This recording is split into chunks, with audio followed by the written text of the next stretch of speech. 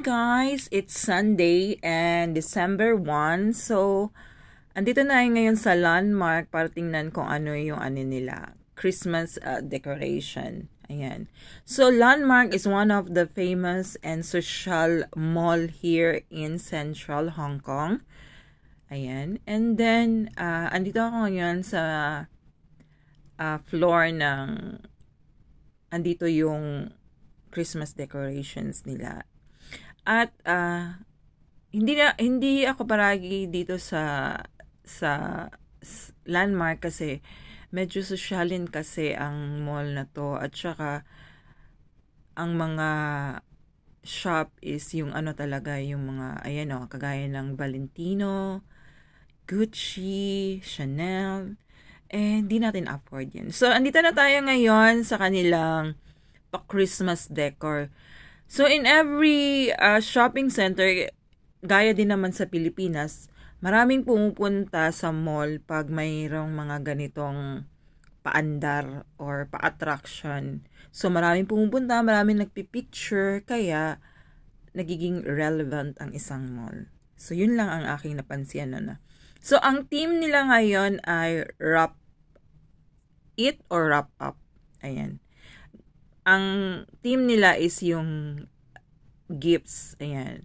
So, andyan ang famous na sila Bubo kasi sila Bubo ay discover ng taga Hong Kong. So, dahil relevant siya ngayon at famous siya, kahit na, ayan, sila Antila, picture.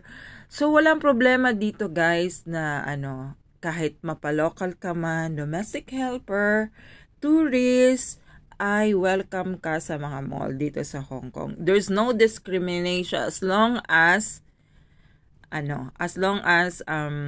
you wait for your turn, kasi in every wag mo namang sakupin yung buong location na ayan, kasi meron kasing kasi yan ang ginagawa ng mga nag-a-assist dito, kagaya na ni ate sa aking right side, nag-a-assist siya dito para hindi magkaroon ng conflict na yung mag-pictures. Pero ako, dahil ako lang naman nag-isa, tapos hindi ako mahilig ng pictures, ginagawan ko siya ng content ko. Kaya, nagpupunta ako sa mga ganito.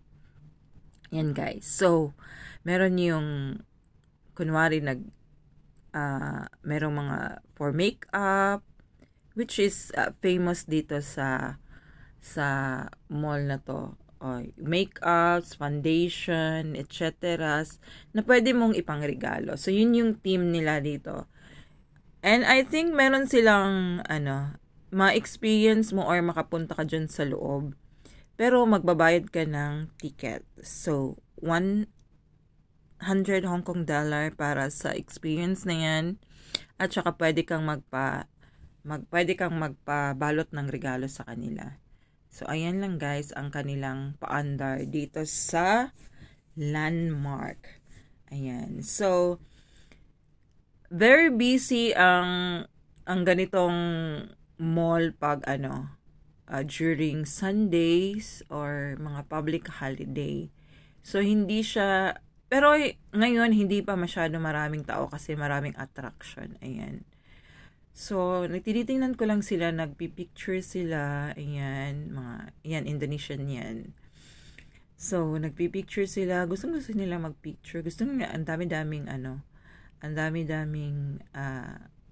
take, ayan. So, meron pa ako nakita ditong isang grupo sila ng mga Pilipino. Akala ko nga utos na ako magpicture. Okay lang naman, kasi yan sila, I think, tourists. Ayan. So, ayan mga famous na brand yan. Yung Valentino, Fendi, ayan. So, mga famous yan. At saka, meron din namang mga Chinese na nagpipictures. Ayan siya, guys. This is and also, the design upstairs is parang carousel siya. And I think may bayad din yung magpa-wrap. So, yan lang, guys. Thank you for watching. And goodbye.